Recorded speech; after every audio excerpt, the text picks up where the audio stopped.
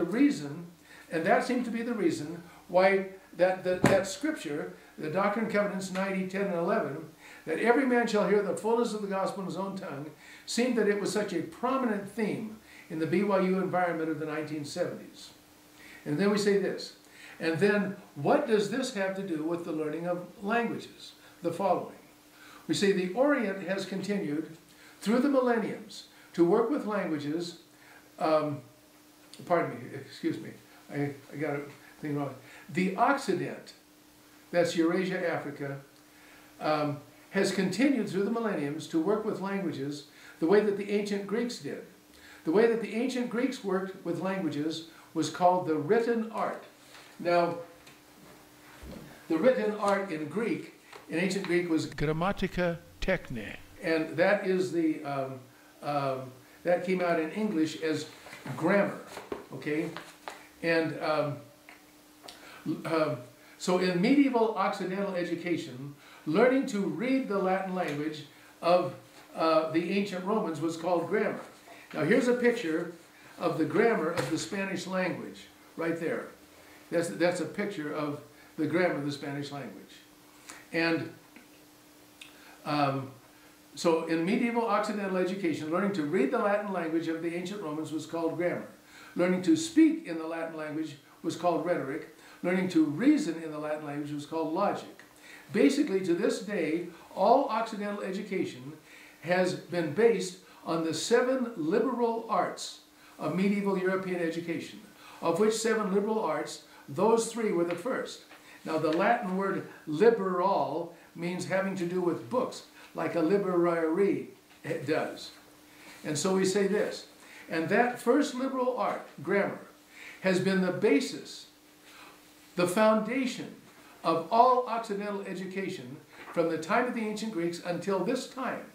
And the basis of that liberal art of grammar from then till now has been that, and this is underlined right here, to all schools in the Occident to this day, it can never be elevated from only being an art to being a science, a technology that can be explained logically. So, when the book was written by that author, who was interviewed by that general editor, which book that author felt could well work on a computer to accomplish the goal of the BYU attempt to create a machine translation system.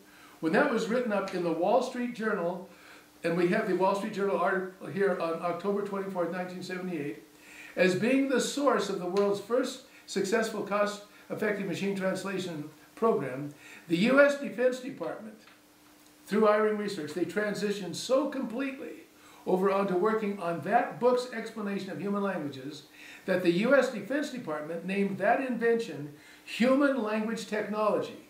That is the technology of all of the human languages of the world. So, schools all throughout the Occident have continued operating on their basis on that first liberal art of medieval European education, grammar, and upon its medieval basis, that it will never be possible to explain the grammars of all of the languages of the world scientifically, that is, as a technology. However, the U.S. Defense Department and the rest of the U.S. government transitioned so completely over onto this invention of cost-effective machine translation from the use of this author's book at the Eyring Research Institute in Utah, that the U.S. government told the people of the USA and of the world. Now this is in bold print here, it says, forget everything that the medievalists are telling you about grammar not being able to be scientifically explainable. We have transitioned so much of the USA and of the world over onto working on this invention from Utah, its scientific explanation of all of the languages of the world, that we have named it the human language technology of all the languages in the world. And we invite all of you to also transition over onto working on this invention that we have built on that explanation, on that technology, the invention of our internet. And the whole world has answered, okay, we will all transition over onto working on this invention of your human language technology, the internet, as well. Okay, so now we're here to the final point, human language technology. A way to be introduced to human language technology is by visiting the website on the internet, freetranslation.com.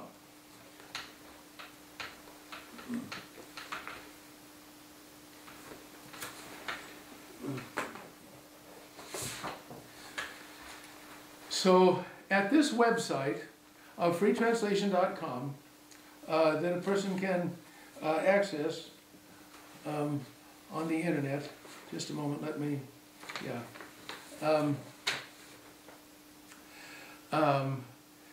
this is offered to the world by the world's largest translation company that has its headquarters in Britain. The service automatically and instantaneously performs about 85% of the functions of the mind of a human translator, translating from English into 11 languages and from 8 of those back into English. For years, the service has been free for translation work up to 5 pages and has been used by millions of users per week. On October 31st, 1978, 1 week after the Wall Street Journal article, the Eyring Research Institute published an article in the Deseret News about Widener Communications that started this. In that article, it said with 85% accuracy, the system using a standard mini computer does 85% of the translator's work for him.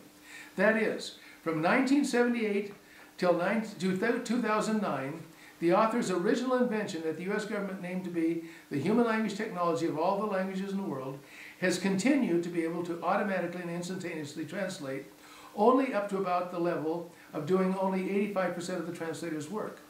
The author has known how to make his invention work at the level of doing 100% of a professional translator's work. And that is what we have right here. That's the next part of this DVD. That is named by the author's organization Complete Human Language Technology. That's what it's called by the author's organization. That is what you will be seeing in these following DVDs. The author's organization has referred to the ancient writing system of China as human language technology. Orientals have not called that system of theirs that in the Orient. That designation was invented by ARPA for the author's original invention, for which he had hired the services of the Eyring Research Institute to help him to prepare his original 85% effective invention for its market. The author had professionally translated 11 European languages into English. The way that he was introduced to doing that will be shown at the end of this DVD. That is the one thought that explains everything about human languages. Now, the top reporter in the world said he's going to go to Provo. What is this place where everything is happening in regional languages? You're going to see why. At the end of this, there's one thought that explains everything in languages, but we'll get to that at the end of this DVD. We show this at the end of this DVD so that you can see how all of a language's details work together after you have been taken through the introduction to those details, which is what this DVD is. However, when he was informed by a very learned person from the Orient, who during his last years, when he was teaching political science at BYU Hawaii, had been ordained by Elder Dallin H. Oaks and was serving as the first elder of China, the regional authority for China.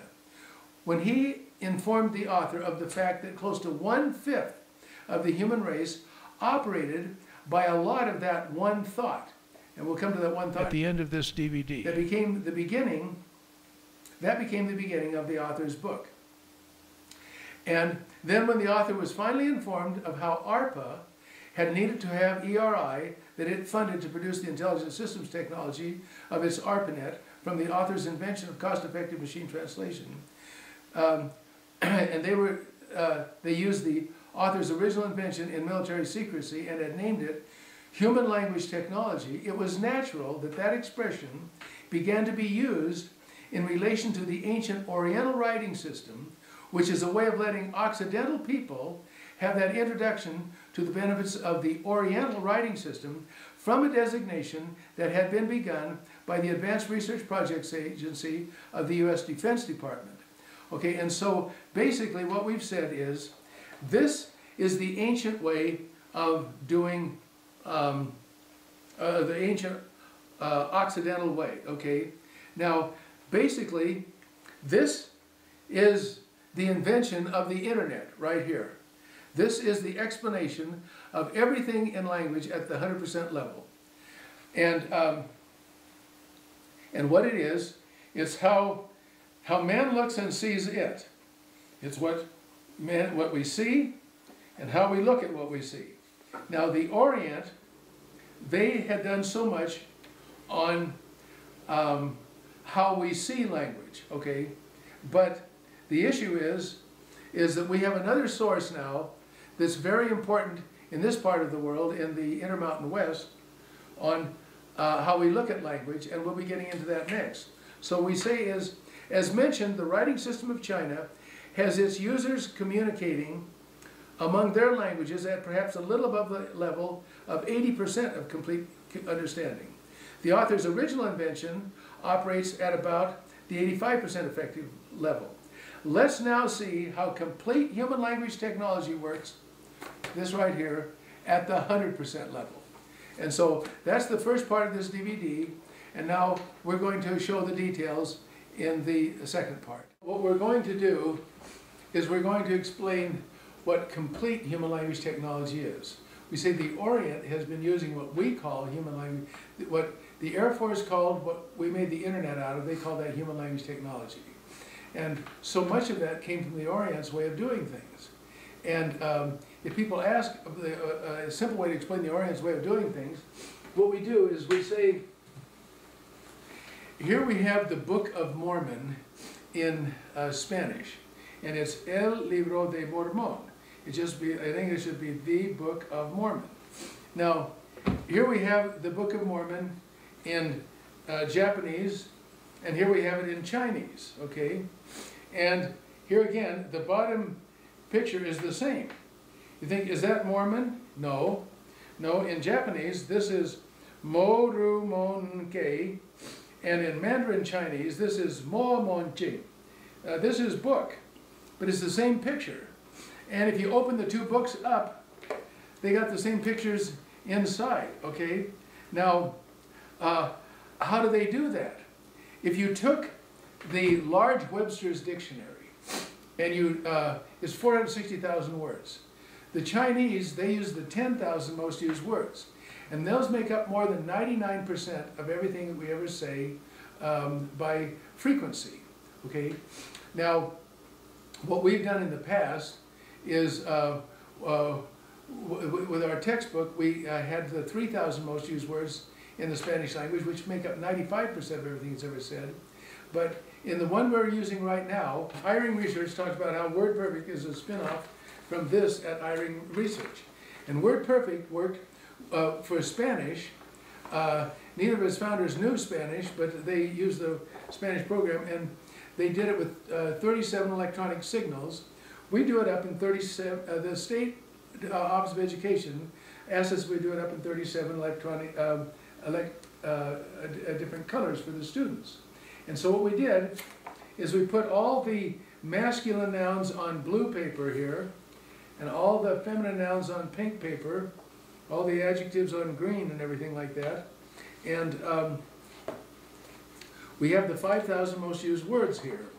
And so you say, now, but how do you use the Oriental way to explain languages with Occidental languages? Well, we can start off and we can say here we have the 3,000 most used words in the Spanish language here. And there's 8 different kinds of words in languages, okay? However, there's one kind of word that makes up half of the dictionary. And for that one word alone, the Occident has told us what it is. These words are called substantives in Latin, or they are words for matter, okay? Yeah. And so the way that a person, in the French language, the way that we say name is nom. And in the Middle Ages, in England, trying to say the word no, it came out noun, okay? And so, what we do is we say now, what are nouns? Well, in other languages, they just call them names instead of calling them nouns. But what are they? Well, they're reactions to substance that we see. So, or matter. So we say, here we have a man. It says we can physically see matter, a house. And out of our throat comes a kind of word for matter, a name. Yeah, so that's a house. Okay, so that's half of the dictionary. Okay, now the issue is that still leaves us another half. What are those all about? Well, there's another kind of word. I can see my hand. I've got a name for it, hand, but I can also see it move. And all movements in existence, all actions, the Greeks said all actions make up this concept that they called energy. So we have a guy out here at the speedway, and he's seeing his car take off, and he says, go. We can physically see actions which all go to make up energy, and out of our throats comes a kind of word for these actions that go to make up energy, a shout. We say, go, stop, come. And that makes up about 1/5 of all the words in the dictionary. Now, in the Occident, these are called verbs, but verbs, the Roman word for word is verb. When you say non-verbal communication, doesn't mean you're not using any verbs. It means you're not using speech at all, you know. But for all of these most used shouts, the stem of the verb in every language in the world, basically, is the way that a parent shouts at their child when they really mean it. They'll say, come here, don't do that, eat your food, you know, be a nice girl, things like that, okay? And so, but the Occident, they put all endings on these shouts, for all of them except for this group down here. Children put it on for this group down here as well, this little group right down here. But Occidental older people, they still put them on for everything, but not this. Why not these? Well, these are the most used ones, okay? And these most used shouts, they're like Velcro. They pick up things. So a parent says to the child, be a good boy. He be's a good boy. He beat a good boy. You know, the point is that for a while we put all endings on that. The word is German. It's ist. And in Scandinavia, everything is, we say, I are, you are, he are, you know, everything are. But so children put all these endings onto these shouts. And so what we have then is we say, we put the, all the endings on the way that the parent, you know, communicates with the child when the child knows the parent really means it. Go and stop. Do that, you know. Okay, so that's 1/2 and 1/5 of the words in the Spanish, of the most used words, but we still have a little more than 1/4 to go. What is that? Well, I used to live in Finland, and in the northern part of Finland, the people were pretty, I don't know, we call them primitive up there. They drove around on reindeer sleds and everything like that. But I have a picture of one of them coming down to Moscow, and here's the great big, the Kremlin wall there, you know. And he's never seen anything like that up in Lapland, but he doesn't know if that's really a strong block wall, or it's just a weak stage prop that somebody put up there. But Napoleon Bonaparte is coming to town, and he's got some energy with him in this cannon. It's going to fire this cannonball at the wall, okay? And so when this energy acts upon matter, when it's still 3 feet or 3 inches or 3 millimeters away, our physical eyes physically can't see the quality of this matter, if it's strong or weak. But at the instant of impact, we come out with an entirely different kind of word. It says, when energy acts upon matter, we can physically see qualities of matter. And out of our throats comes a kind of word for qualities of matter.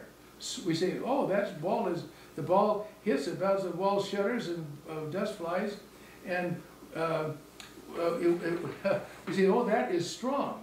Okay, well, that's almost 1/4 of the dictionary. Right here, okay?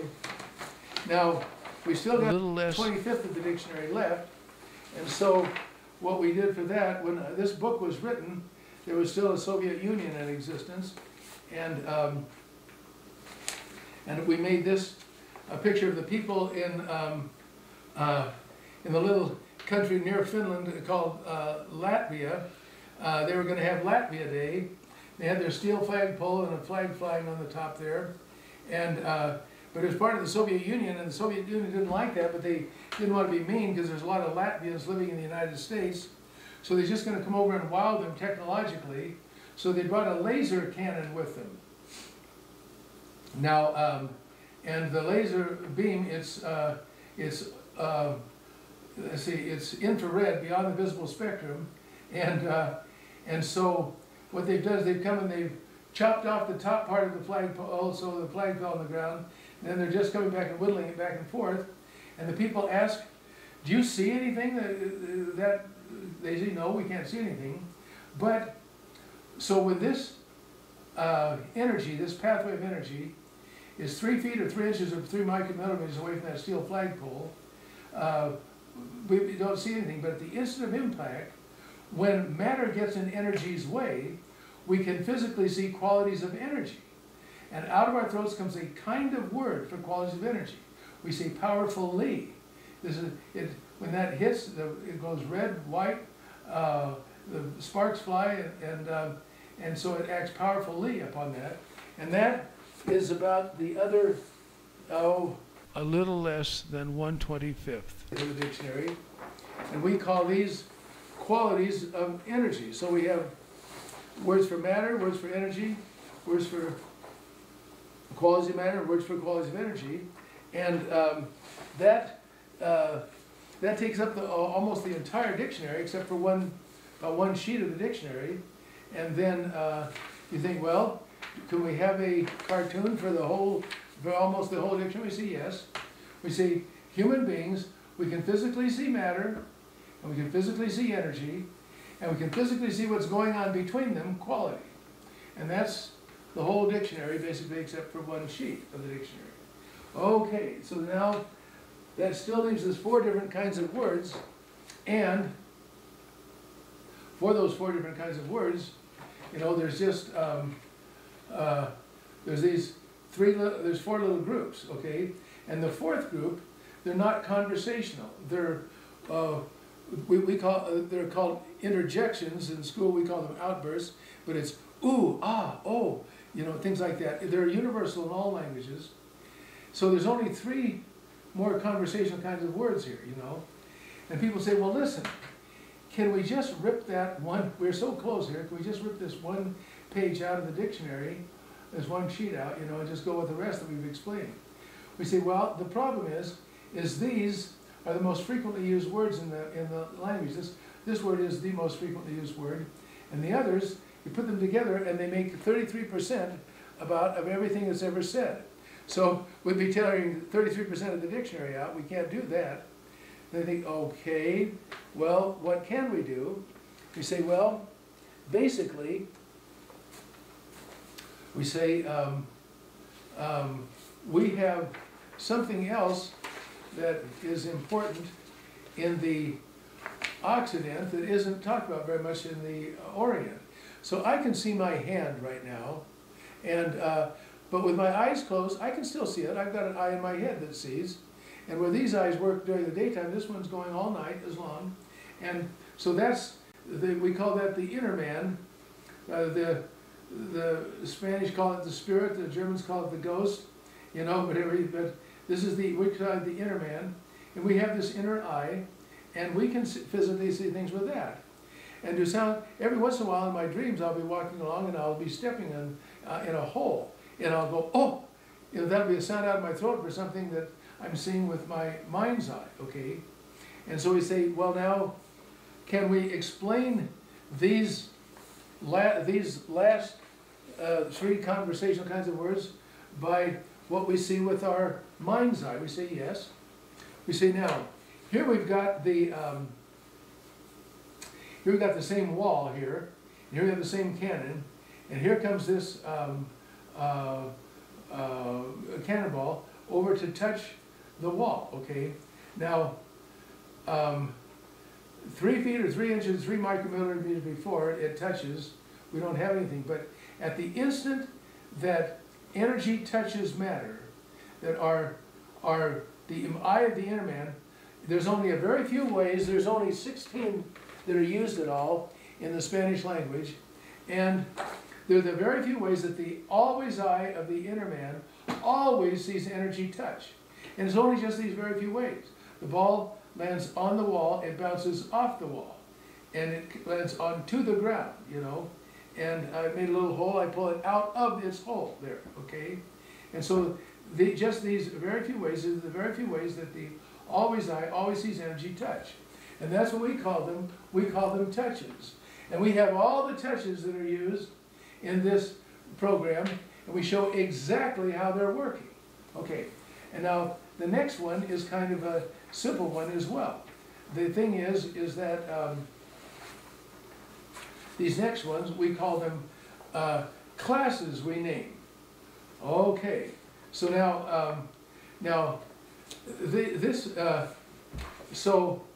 this is